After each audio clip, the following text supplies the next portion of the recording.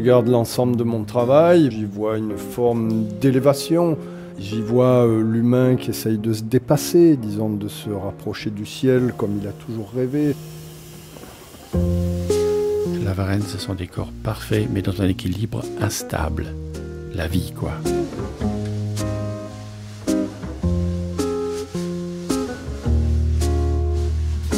Donc on est très heureux en fait d'être au vernissage d'une galerie du Jade d'Arimade qui nous expose un artiste que j'aime beaucoup, une personne que j'aime beaucoup, que j'ai rencontré il y a un peu plus d'1 an maintenant, qui s'appelle Nicolas Lavarenne. L'accueil client à Port-Fréjus, c'est un point central de notre attractivité, puisque aujourd'hui c'est quelque chose de très important et c'est quelque chose pour lequel on est reconnu dans les ports de la Côte d'Azur. Nous avons un accueil personnalisé et qui permet aujourd'hui à chaque plaisancier de venir et de passer un bon moment à Port-Fréjus.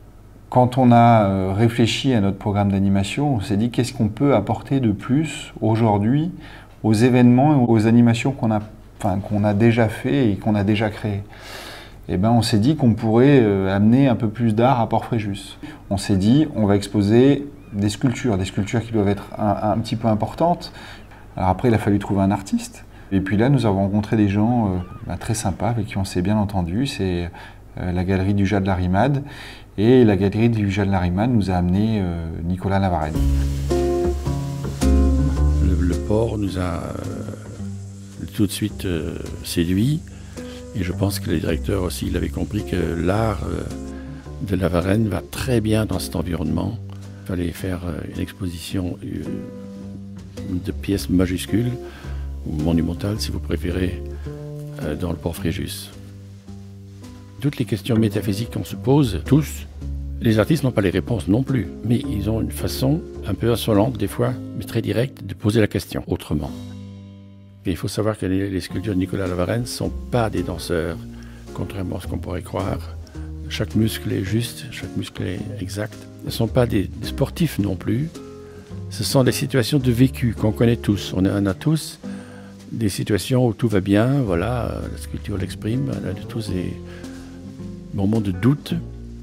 Et c'est là que c'est intéressant parce que ce qui compte, c'est pas forcément le résultat, mais c'est l'effort pour y aller au résultat. Et Nicolas, il adore ça.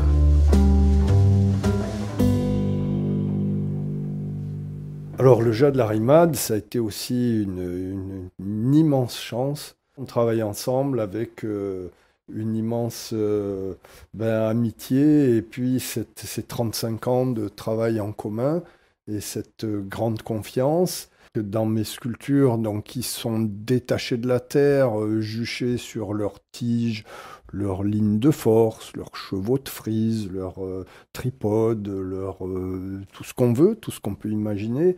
Elles sont détachées de la terre et elles deviennent célestes. Jusqu'à maintenant, j'ai travaillé une forme d'équilibre, mais c'est vrai que le déséquilibre me fascine aussi. Alors je cherche depuis longtemps des solutions pour faire tenir les pièces en déséquilibre.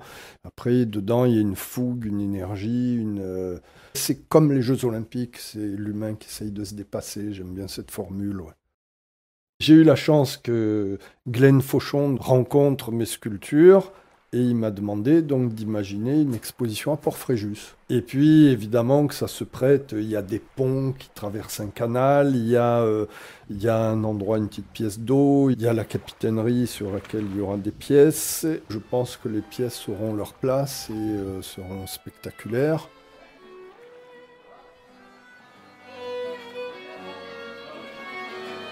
Donc, qui nous a fait la joie et l'honneur d'exposer un certain nombre de ces sculptures sur le port. C'est quelque chose, c'est une première à Port-Fréjus. On en est très content, on espère qu'on va pouvoir le renouveler chaque année. Les pièces, elles vivent bien dans ce contexte de port, de mer, de vent, d'espace. Et puis j'espère que les pièces, elles vous surprendront et qu'elles vous parleront. Voilà, mieux que moi. Merci.